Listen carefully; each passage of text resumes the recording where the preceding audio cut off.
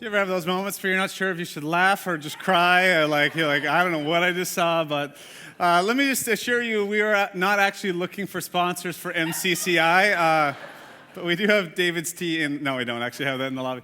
But so glad that you're here. And like I said, we're not looking for that. But we do believe there are things at Central that we should be passionate about. And one of those things is, in fact, making a difference. And so we want to encourage you, even as it pertains to some of the things we already talked about with Pahusi, to get involved with that. And so it is something we are passionate about. But today I want to talk about, what do you do when you don't feel passionate? When you hear things like Pahusi, or you see things on your feed, you see need around you, and you see things that you know maybe you should be passionate about, but you're just simply not. Today we're going to talk a little bit about that. And so we've been in a series entitled Mastermind, and we've been kind of taking our cue from the board game and sort of going through the colors and talking about what we believe are gifts of emotion. And we believe that God has given each and every one of us these gifts. And yet sometimes, just like a good piece of fruit that's gone rotten, we believe there are things that happen to us or happen around us that sometimes take those emotions that are a gift, and actually they become things that are in fact rotten. And so we've been talking about these prisons, these things that allow us to stay in a prison, these emotions that keep us in prison. And so if you haven't been with us, week one, we talked about anger. We talked about, do you feel red with anger? And so this idea that really anger is just love that's gone bad. So we talked about that. Week two, we talked about this feeling of being depressed, not the medical side, but we talked about the emotion, the feeling of sadness. We talked about, what do you do with that? We talked about week three, last week. We talked about this idea of addictions. We talked about feeling green with envy and lust and greed and these kinds of things. And when those things go bad, they're just desires that have just gone bad. And so today I want to talk to you about something that I've never really talked about before. It's something I've never really heard a lot of people talk about either in a church context, is this feeling of, what do you do when you don't feel anything?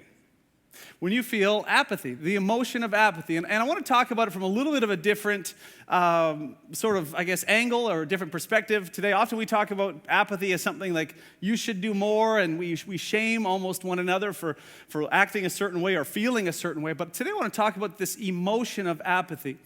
And kind of paradoxically, what's interesting about this emotion is really what we're talking about is the feeling of not feeling. What do you do when you just don't feel anything? And so we're going to kind of dive right in that today as we get started. Now, if I can get my notes to turn on. There we go. As we kind of get started, it's interesting as you kind of look at what psychologists have to say about this topic. They have a hard time articulating what is actually happening. They say in a lot of ways it's kind of like falling in love. You can't really articulate it. You just kind of feel it, right? And so maybe you're here and you don't know really what this feeling is. Can I just give you some tools to help you as one person to another, that one day, if you do feel them, here's some ways that you can navigate some of these things. But one of the ways that they've described it is it's this feeling like you look around the world around you and you feel like something vital in your life is missing, right? You get the kind of the vibe where it seems like everyone else, I don't know if you ever have felt like this, but it seems like everyone else has it together. They seem like they know where they're going. They've got purpose. They've got passion. And for you, you just feel like you just don't feel anything. And you're like, there's something wrong with me, right? It's this feeling like you feel nothing, and yet you don't even have the energy to climb out of that sort of sea of nothingness, right? It's described as the feeling of, I just don't care. You ever have those moments where you're like, you just look at, whatever situation, or it's a relationship, or it's your work, or it's maybe a passion you had before, and you just don't care. And it's not even that you don't care, it's that you don't care that you don't care, right? It's that kind of level. It's beyond sadness, disappointment, frustration. It's just this kind of numb feeling. It's hard to articulate. It's the feeling like you've lost hope, or you've lost passion for those things maybe you once were passionate for. And that has a couple layers to it. It could be that, you were passionate about it, and maybe you felt like it's no longer something worth being passionate about anymore. Or the other side is that you actually feel like you're not capable of actually achieving those things. You're not capable of actually reaching that goal, and so you've stopped believing in yourself. It's the feeling when you scroll through your phone feed and you see brokenness, and you're like me, and you're inundated with, whatever it is on your feed, beatings and shootings and corrupt politics, and maybe you even venture into the comment section of YouTube and you lose hope in humanity for a moment, and then you come back to reality, right? It's like this feeling of like you see all of these things that are broken in our world, And if you've ever seen even just someone in your life that has gone through tragedy and you have a moment where you go, oh, that's too bad, but you just kind of keep going. What is that? That's what I want to talk about. What is that feeling when you look at that person you used to be so passionate about? Maybe it's a spouse or your kids or a relationship or maybe someone you really respected and you feel nothing. What do you do with that? And so today I want to do my best to make you as depressed as possible, and then we're going to fix it, okay? How does that sound? Sound good? All right, you're with me. That's great. In 1950, there's a U.S. novelist. His name's John Dos Passos, and he wrote this. He says this about apathy. He says, apathy is one of the characteristic responses of really any living organism when it's subjected to stimuli that's too intense or too complicated to cope with. And yet the cure for apathy is comprehension. So what I want to do with you today is in this conversation, like we've been exploring, I just believe it's not enough to just talk about the symptoms or to just treat the symptoms. I want to actually dive in to go, what's the root of this feeling or this emotion of apathy? And in order to avoid living in this prison of apathy, we have to understand the root. We have to get down deep and kind of just like a diseased plant. We have to get to the root and actually dig it out in order to stop it. And we can, again, for many of us, we can choose to ignore it. We can choose to self-medicate and just numb the pain, or we can actually dig in deep. I like how it says in the Proverbs, I don't have this on the screen, but it says this, I found it this morning. It says, the purposes of a person's heart are deep waters, but one who has insight draws them out. And so what I want to do with you is we're going to take some time, hopefully we'll get some insight from some of the things we're going to see, and actually begin to draw out, how do we deal with some of this really an emotion that is an emotionless emotion? How do we deal with this thing called apathy? Now, psychology today, they got some interesting perspective on this topic. And one of the things that they state in one of their articles about apathy is this, is that apathy, they say, is a natural response to disappointment, to dejection, and to stress. And beyond that, what it is it's simply a way to forget about those negative feelings. So think about your life for a moment. Think about something that you were passionate about, maybe something or someone, and they let you down. Maybe it was a relationship with your spouse or your kids. Maybe it was something at work. Maybe it was God. Maybe it was faith. Maybe it was this church. Maybe it was another church. And it was something that you had at one point in your life an incredible passion for. And someone or somebody or something disappointed you. And as a result, you feel this feeling of just kind of numb. And your defense mechanism is you just say things like, I just don't care. When it comes to that person, I just don't even care anymore. I don't feel anything. What is that? That's passion that's just simply gone bad. You see, what we're going to learn today is that this is exactly what apathy is. Apathy is just simply passion that's gone bad. Something you were passionate about and it went bad. You think about maybe in your life a season of just you were sad for whatever reason. Maybe you experienced loss or you went through something. And beyond that, you just got tired of feeling sad. You got tired of feeling disappointed. And so you just began to numb yourself. It's passion that went bad. You think of a situation where maybe you were stressed out and you were, pursuing great things, and it was the climb of maybe a relationship, or it was the climb of a work position, or it was the climb of a goal that you were trying to achieve. And it became too much. The pressure became too much, and maybe you even burnt out. And for you, it was passion that was great, but it was passion that ended up going bad. And so now you feel nothing, and you're left picking up these pieces, looking around, wondering what's wrong with me. I can't seem to pull it together, and I don't even have the energy to pull myself out of this pit. How do I do that? Okay, so are we depressed now? Okay, good. That's great. That's exactly what I wanted. All right, so what do you do when you feel that way? What do you do? How do you approach your life, and how do you kind of pick up the pieces? If you feel that, or when you feel that, what do you do with that? Because again, none of us wake up one day and say, man, it feels good to be numb about life. Like, it feels great to not feel anything. We don't feel that. We aspire to live with passion and purpose. So how do we change that? What do you do with that? How do you reclaim your passion that's gone bad? I want to look at two stories today that I think could really challenge us in this area. And they're not typical stories as you would talk about this, but they're powerful. And they're two stories around the life of Jesus. And the first one's kind of interesting because just to give you some context to this story, there's a ruler in power. His name's Herod. The Bible calls him a tetrarch, which just means he's a sub-king to the king. So he's this leader in this place called Galilee under the Roman Empire. And this tetrarch has decided to take this person named John the Baptist and put him into prison. Many of us you would have heard of John the Baptist. And so he takes him and he puts him in prison. This one who people would have believed was a prophet who sort of prepared the way for Jesus, puts him in prison. And he puts him in prison because he's upset because this person, this prophet, comes to him and he says, listen, like, you can't take your brother's wife as your own. That's not cool. You got to stop that. And so he does it anyway, and he's furious that anyone would question him. And so it's into this, we enter this story in Matthew 14, verse 5. And here's what it says. It says that Herod actually wanted to kill John, but was afraid of the people because they considered John to be a prophet. And so on Herod's birthday, the daughter of Herodias, this is his wife that he stole from his brother, danced for the guests and pleased Herod so much that he promised with an oath to give her whatever she asked. And so prompted by her mother, who John wasn't a fan of, she said, give me here on the platter the head of John the Baptist. And so the king was distressed, but because of his oath and his oaths and his dinner guests, he ordered that her request be granted and had John beheaded in the prison. His head was brought in on a platter and given to the girl, who carried it to her mother. And so John's disciples came and they took his body and then they buried it. And they went and they told Jesus. When Jesus heard what had happened, he withdrew by boat privately to a solitary place. Hearing of this, the crowds, they followed him on foot from the towns. And when Jesus landed and he saw a large crowd, he had compassion on them and he healed their sick. Now, what's interesting, I'm thinking about this story, is that we have this situation, and you can kind of read between the lines a little bit. Sometimes what I like to do is just put myself in this position. And you can imagine this moment where these disciples have this close friend, John, someone who fought for them, someone who paved the way for them, someone who loved them dearly. And they have just come back from burying his body. And they're together with Jesus. And you can just imagine the disappointment in the room. You can imagine the sadness, that feeling, that gut blow to the stomach kind of feeling. You can imagine even Jesus in that moment with incredible disappointment going, man, like, I don't know what to do with these people. Like, I've come to help these people, and this is what they do. You know, this is the feeling, right? Incredible sadness, dejected, incredible disappointment. And then to top it off, there's this crowd that now shows up and they want something, right? Stress.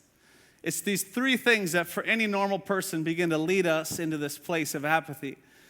And yet it's actually into this where Jesus, it says that he was moved with compassion. He wasn't moved to apathy, he was actually moved towards empathy. It's this incredible thing. And it wasn't just a small thing, it was big. Actually, it was interesting is this word, moved with compassion, it comes from this Greek word that, again, our New Testament is translated from the original Greek. And this word is a word called splanchnizomai. All right, it's an incredible, it's a really cool word, and you can sound really smart even if you know nothing if you say it. Splanchnizomai. Why don't we just say it together just for fun, all right? Okay, splanchnizomai. Splank. There you go. Okay, very nice. And here's what you don't know about it. So you didn't think it was that cool, but now you will, is that it actually means as to urine as into one's bowels, okay? So like, this is the original bowel movement, okay? So you just, all right, I'm just helping you out here. It's very exciting. But it means to be moved as to one's bowels, okay? So for them, they would have believed that the bowels were like the seat of love and pity. And so for us, again, our closest sort of understanding of that would be when you love someone deeply, you know that deep gut feeling, right? It's that deep, like, you just don't know how to describe it other than you just feel it deep within you, right? Or if you've ever lost something, if you've ever lost someone, it's that sinking feeling deep within your guts, right? So this wasn't Jesus goosies, okay, towards this guy. This was like Jesus was deeply moved with compassion to help to help these people. He was moved with compassion. Second story. Jesus, if we back up a little bit to the very beginning of what we begin reading of his ministry here on earth, he's baptized by this very person, John. And it's kind of out of this, his life begins to resemble what yours and mine looks like on a lot of playing fields. He's incredibly busy. He's in the hustle. And it says he's in the wilderness and things, he's led into the wilderness and he's kind of in this testing period. Many of you understand that testing period. It's figuring out, am I going to make it through? Do I have what it takes to do these things that I dream of and aspire to and be the family person that I dream to be or whatever that looks like? He's busy and he's going from one thing to the next. He's healing people. He's finding his disciples. He's traveling and you name it. It's on the agenda. He's busy. And in the middle of this, we kind of jump into this story. Mark chapter 1, verse 35, it says this. It says, very early in the morning, while it was still dark, this Jesus, he got up, left the house, and went off to a solitary place where he prayed. Simon and his companions, they went to look for him, and when they found him, they exclaimed, "Everyone's looking for you." And Jesus said, "All right, well, let us go somewhere else to the nearby villages so I can preach there also.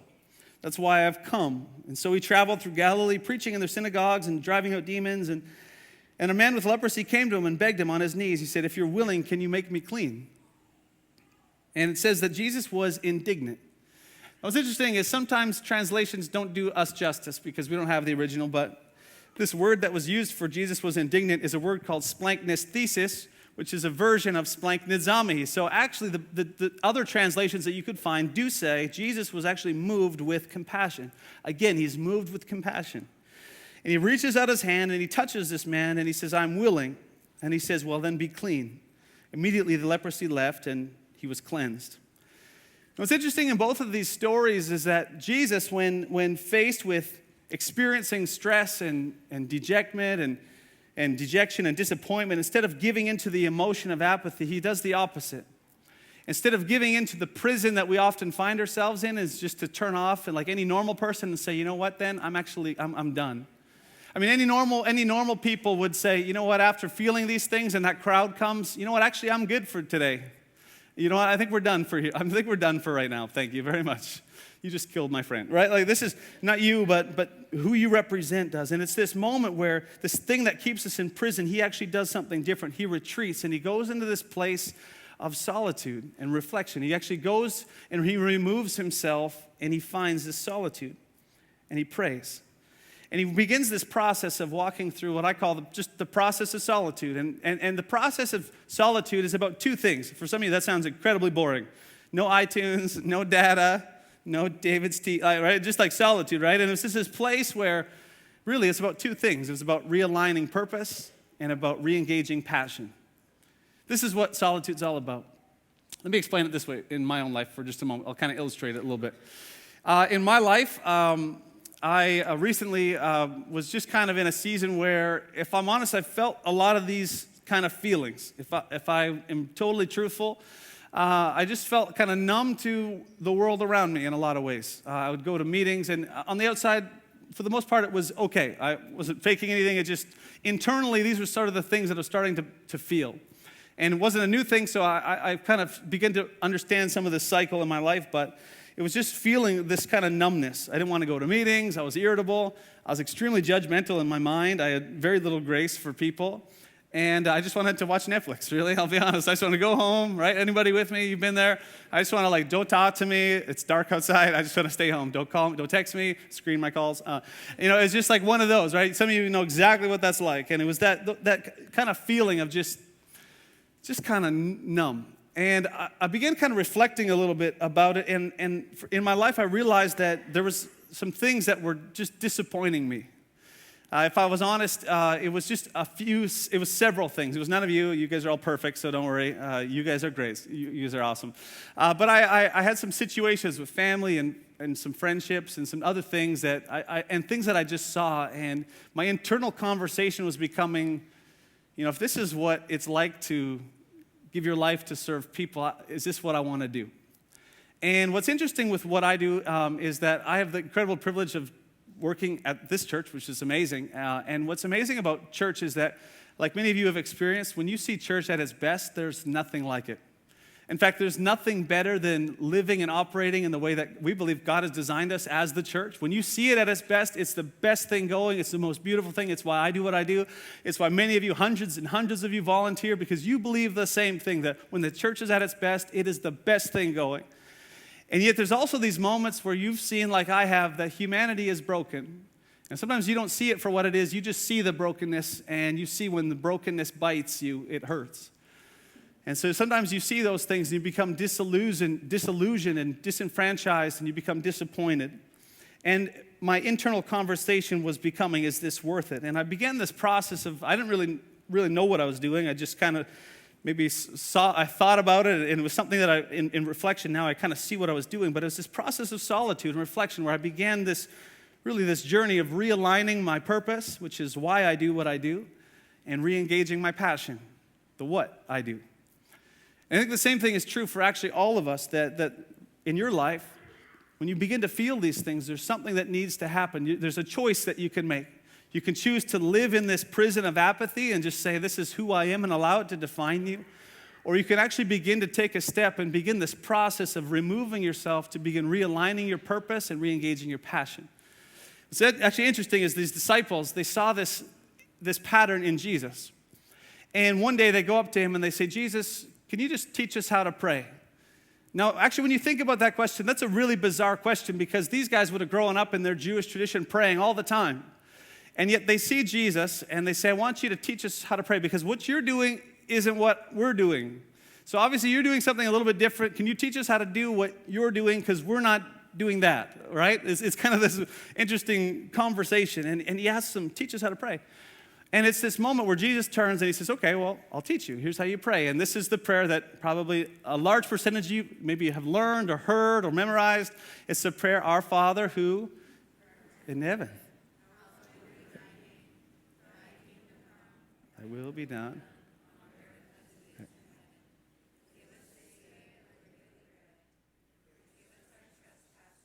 As we forgive those trespass against us. Lead us not into temptation.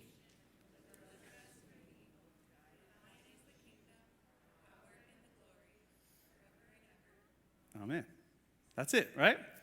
So sorry, if you don't know that, no problem. That's amazing. But this is the prayer that he taught. And many of us memorize it, just like we recited, right? It's this thing we've internalized, we know, or at least we know bits and pieces of it, because we heard it somewhere.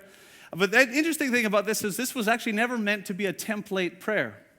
So we memorize it thinking that if we pray, in some ways it opens up the cosmic vending machine and God will give us what we want. In a lot of ways, it's kind of what we think, right? And actually, this was meant to be a posture. It was meant to be something that we actually do within our life. It wasn't meant to be a template. It was meant to be about a realigning of purpose and passion. And so here's where this gets really cool, is when you actually begin to break down this prayer, it's fascinating. The first part is all about changing our focus. It's about getting our eyes off of ourselves. It's Our Father who is in heaven. Hallowed be your name. Your kingdom come. Your will be done. And so it's this idea that for us, when we live in this emotion of apathy, it's our eyes fixed on ourselves, our situation. We begin to define ourselves by the fact that we are apathetic, that we are lazy, that we are entitled, that we are whatever it is. We define ourselves by that. But in fact, what we're doing in this process of realigning our purpose is we're simply saying, God, you are my why. You're the why I do this. You're the source. And here's what's interesting about it. As you begin this process, you begin to be reminded that God is the source of all the things that you've been desiring. He's the source of love that you've been needing in your life. He's the source of your purpose and your passion.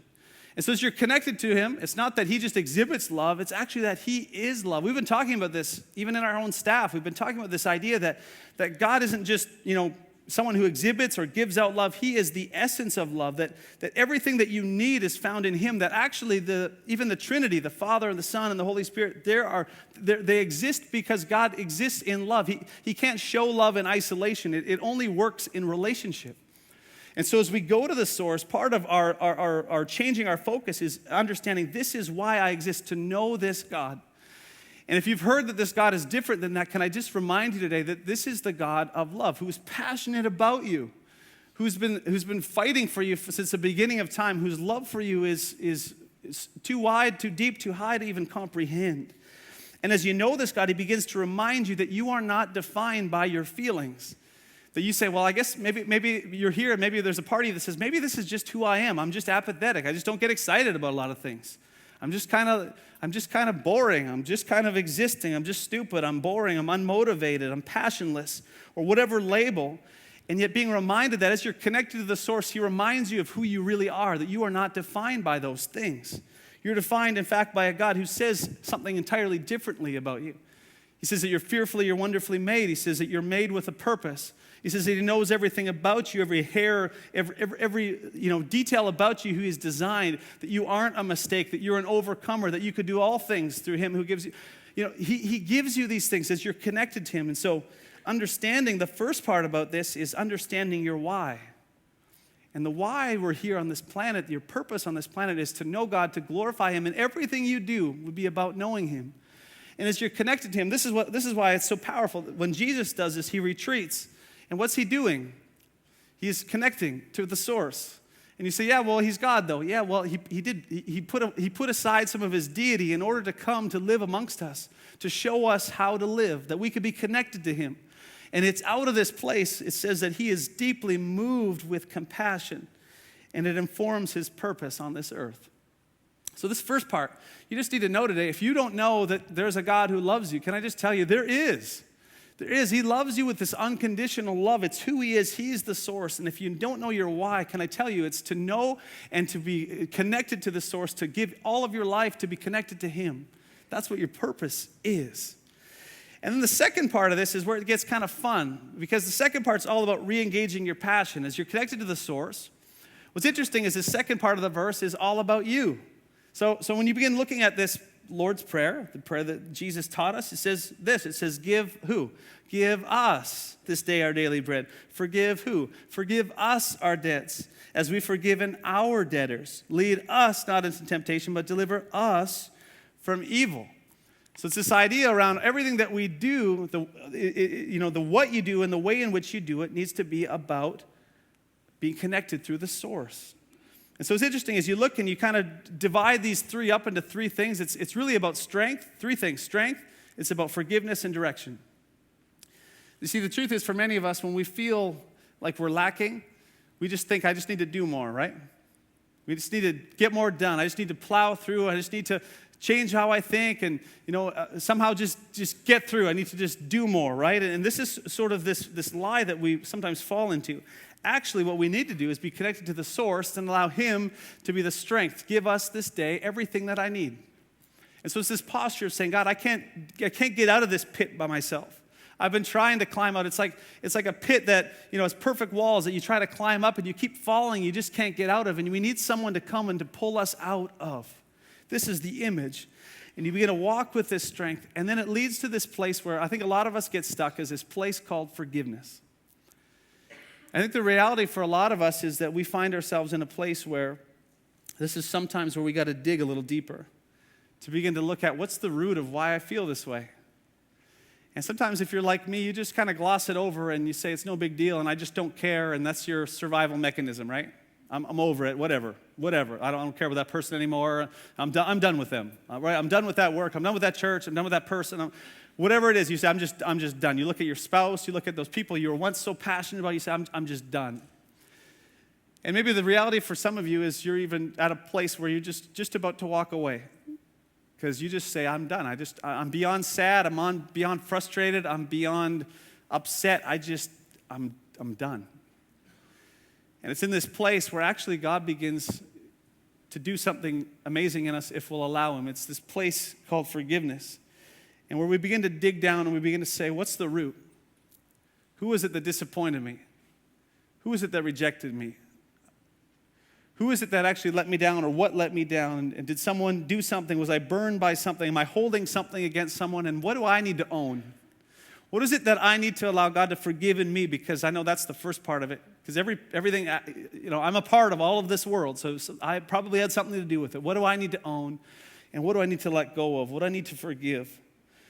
And maybe for you, that process, you need a good friend. For me, I'm not smart enough to deal with it on my own, so I got to talk it out with someone. And so this process of solitude, it's about actually going through this idea of realigning my purpose, realigning my passion, and part of that stems through forgiveness. And then the last part of that is actually where it kind of gets fun, is that as you begin to let go of some of the baggage, you begin to let go of some of those things that you felt. This is actually now that you're able to allow God to re-engage your passion, which, just so you know, is all about others. It's all about others. It's all about, in everything that you do, that they would actually begin to see what God is doing in and through you. That you'd be connected to the source, and ultimately it's to love God and to love others. That's why we're here. That's why we're put on the planet. It's about bringing a little bit of heaven to earth and making this place a better place. It's about movement. And so if you're here today and you just feel like you're stuck, maybe you're with us online, and maybe even part of the reason you're not here is because you just feel like you're stuck. It's taken everything in you just to get out of bed in the morning.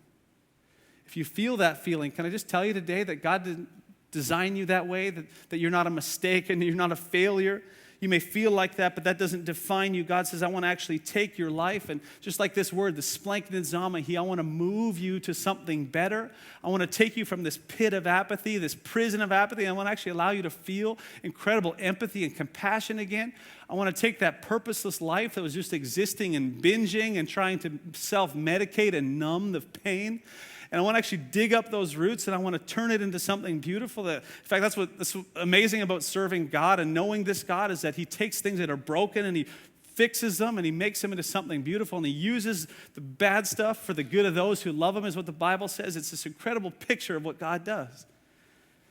It's all about movement. It's about being connected in such a way that moves you out of the prison. Instead of moving towards apathy, he moves you towards empathy. And so today, if you're here and you find yourself in a place where you just feel stuck, and maybe that's not many of you, maybe it's just one of you. If it is, maybe it's just for me. It's this reminder that when I feel stuck, that I wasn't designed to stay there. I don't have to stay there. That is not who I am. I'm not passionless. I'm not lazy. I'm not someone who lacks. There's something wrong with me because I'm numb to my feet. It's just that I need God to do something new in me.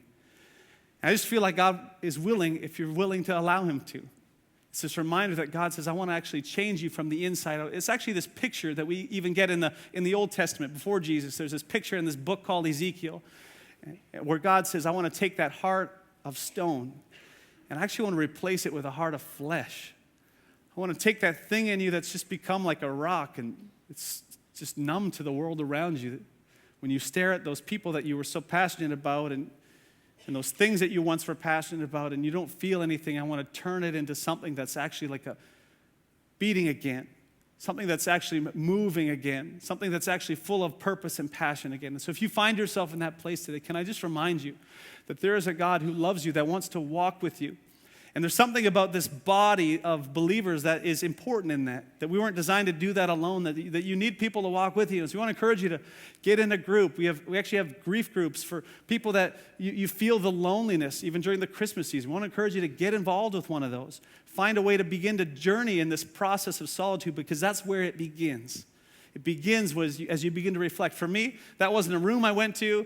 I don't have any rooms that are free anymore. I got too many kids and cats and students. Anyways, for me, it was this process when I drove and when I'd find moments to reflect and just to begin this process of realigning my purpose. Why am I here? I'm here to know and be connected to a God who loves me deeply. And I'm here to actually reveal that to others. So I needed to work through this. I need to work through this forgiveness. I need to find my strength in him. I need to be directed by him. And he promises that he'll take my heart of stone and take it into a heart of flesh. And so today, it starts in solitude. It starts there. That's the place where you need to go. And so be reminded that you weren't created to be a person that's passionless. You were created to be full of purpose and passion. So if you're here today and you feel those things, I want to just pray in a moment. And if you just need to process that, if you need to begin that journey, if you're here and you feel like everything that I've said, you're like, yep, that's me. I just feel that. And I haven't even acknowledged it, but I feel just numb to the world around me. And you want to begin that process. I want to just encourage you just to bow your head with me in this moment. And why don't we just pray together? God, we come before you today, and we thank you that you're a God who hasn't abandoned us. God, I thank you that you've been revealing even to us over this month, you've been showing us this reality that it isn't about treating symptoms, that we're not bad people because of emotions that we have or that have gone wrong, but there's simply this broken nature that we got to dig down and figure out why we're experiencing, and your promise is that you'll walk with us. That you'll never leave us, you'll never forsake us. And I just want to pray today, God, for anyone who's here who just feels like they are alone. God, they feel like there's something wrong with them, that they look at the world around them and they wonder why they don't feel those things, why they've lost the passion they once had, they've lost the purpose, and they feel like in a lot of ways they're just existing, maybe even wondering if their life is worth existing. God, they're contemplating taking it, maybe they're here and God, there's a part of them that just wants to walk away from, maybe it's a marriage, it's a relationship where they look at this person they once were so passionate about and now they feel nothing. God, they look at their work or their situation or their circumstances and they're wondering if it's even worth, and they just want to cash it in. God, I just pray today that you would remind us, God, that you never leave us and you never forsake us, that you are the source. And actually your desire is to take our brokenness and to actually begin to move it into something that's beautiful. God, to take us from the prison of not feeling to God, this prison, to not a new prison, but God, this freedom of really feeling, God, passion to do what you've asked us to do, to show people, God, how you love them. So God, I just pray for every person that's here today who would experience this, God, that they would begin to take a step towards you, that they would begin to acknowledge that you are their source, and that you would re-engage them, God, with all kinds of passion because of it. In Jesus' name we pray. Amen. Amen. I want to just encourage you today, if you just start processing some of these things and you just need to talk to somebody, we do have a prayer team that's going to be here at the front. We'd love to pray with you. We'd also love to follow up with you on a connection card if you have any questions, or if you just need somebody to chat with and process through, we'd love to help you that way. But as you go, let me bless you like we do at Central. So today I bless you with an incredible knowledge that God is love. It's who he is. And if you feel like you're lacking anything today, that you can go to him, and his promise is that he'll take that heart of stone and he'll begin this process of moving it into a heart of flesh. And then as you begin to do that, that your passion that you once feel like you had and you've lost will begin to reemerge again as you begin to follow him and walk with him. That you would be people that exude this in everything you do. That as people see you, they would actually see Jesus in and through you in every single aspect and part of your life. And so I bless you today with the knowledge that God is for you. He's not against you. And if you follow him, he will give you every single thing that you need. Bless you. Hope you have an amazing week. We'll see you back here next week.